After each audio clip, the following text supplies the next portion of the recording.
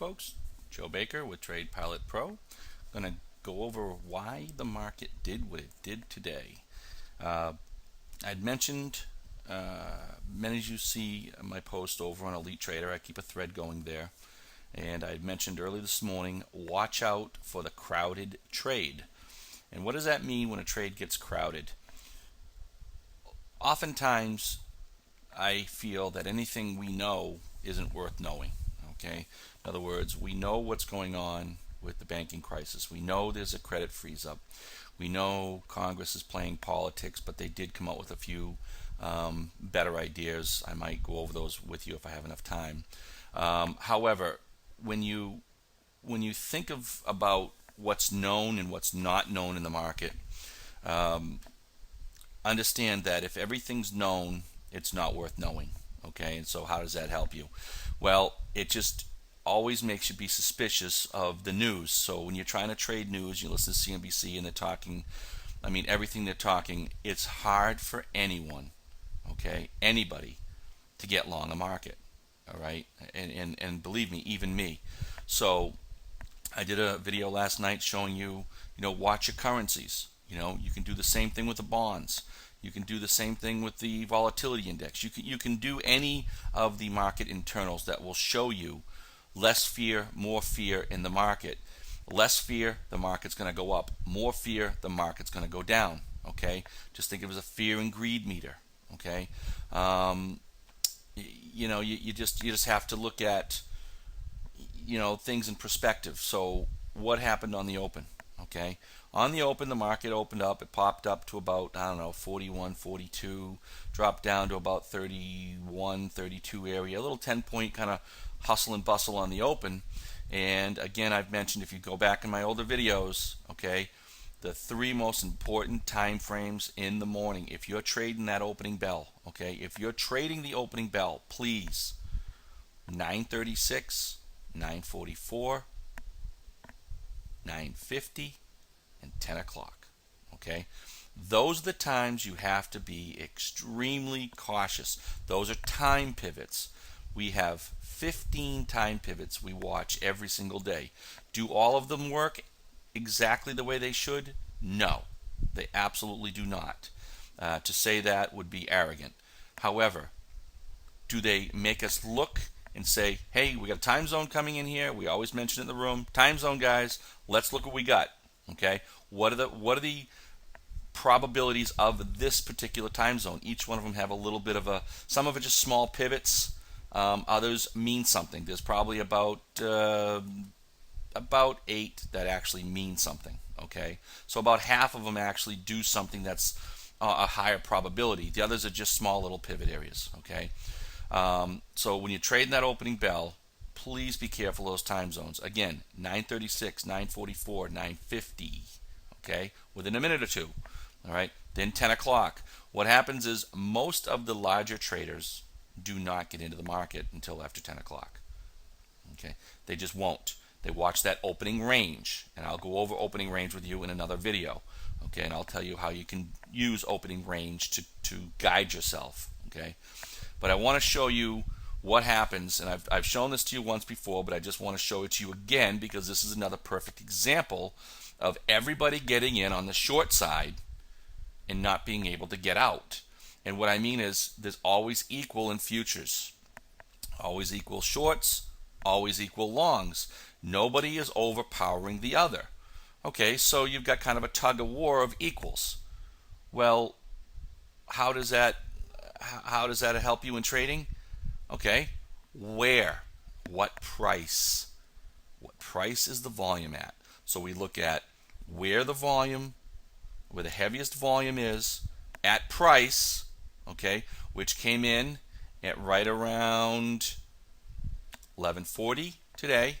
Okay, that was the heaviest turnover area, was right around 1140. So above 1140, what does that tell me? That tells me above 1140, half of the contracts are going to be underwater on the short side, meaning that at 1141, 42, 43, 44, 45, I know that it's just that much further away from somebody who's short, and they're either going to be adding to those positions, because we all do that, and everybody thinks they're smart, and they average in, because futures contracts, let's be real, they're very inexpensive and very cheap, and it's very easy just to tap on another one and say, if I can just get out even. That's the problem, okay? Don't do that. Never defend a trade. That's why you have these huge losses and these small wins, okay? We get so excited when we win, we tap out so quickly, but when we take a loss, we try to do everything we can to protect ourselves. It's only natural. That's how we're made. We try to protect ourselves from these losses. So what I'm trying to explain here is, as the market rallies up, I knew right here, because these are my volume trend indicators, okay? This tells me right here, when this turns from magenta to cyan, I know that the shorties are in trouble. Every tick, they're in trouble. Then it comes right back down to them, okay? Then it rolls right back up.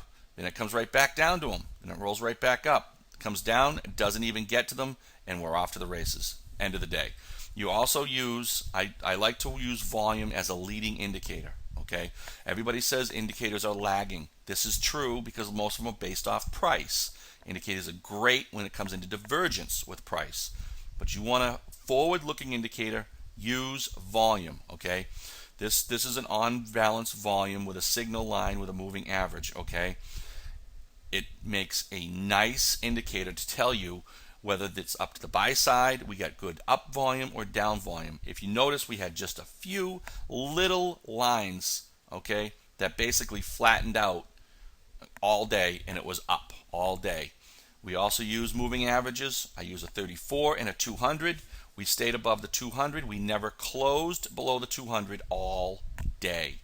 I use two volume trend lines. I use one that's continuous, that gives me the overnight contracts, and I have one that gives me the day session only.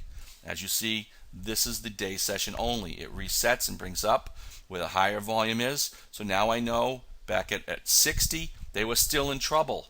Okay, that's why we went up to 70. Okay, we came back down to the 34. This is common. Retracement back up, back down to the level, back up again. And here is actually where I got out at the end of the day on that 350 pivot. All right. These little blue bars are all the time zones. I will go over the time zones with you at some point in the later videos. I got 10 minutes, so I got to keep it quick. But we will be doing a webinar shortly that will be probably 4 to 5 hours long, going over all the indicators, going over all our styles of trade, all the examples of trade, and then on my website I will be doing live trading videos that members will be able to access and watch as they play out, as I talk about the trade, what to look for when you're in the trade, and what to notice, okay? I'm doing my best to help you all out there. I've got a couple of minutes left, and I want to get to the levels. So hold on one second. Okay, here we are. Line in the sand, 1172. Breakout, 1175.25. 1181.50. 1188.50. 1191.50. Underneath, we've got 1168 down to 1160.25. I'm sorry, there just is no pivot in between those areas, guys. Then a breakdown of 1157.75 to 1154.50, 1150.50, 1144.25, 1141.75 for the target. Okay, please sign up for these. I'll probably be going through them quicker and quicker because I want to spend more time on the trade setups. Go to the blog and just sign up. You'll be getting them in the email, and that way I will have, I don't want to spend so much time on these as well. But I just want to let you know, guys, please always remember it's where the volume is at price. Okay, it's going to tell you whether the longs are in trouble or the shorts are in trouble. And the markets move because they have to, not because they want to. It's because they have to. So when somebody's in a losing position, they're going to liquidate, and that's going to be the force to inject upon the market to make it move. All right. I hope you learned something. I understand what's out there and what's known is not worth knowing as well. What you do need to know is where those traders are, and you'll do just fine. Thank you much, guys. I will talk to you tomorrow.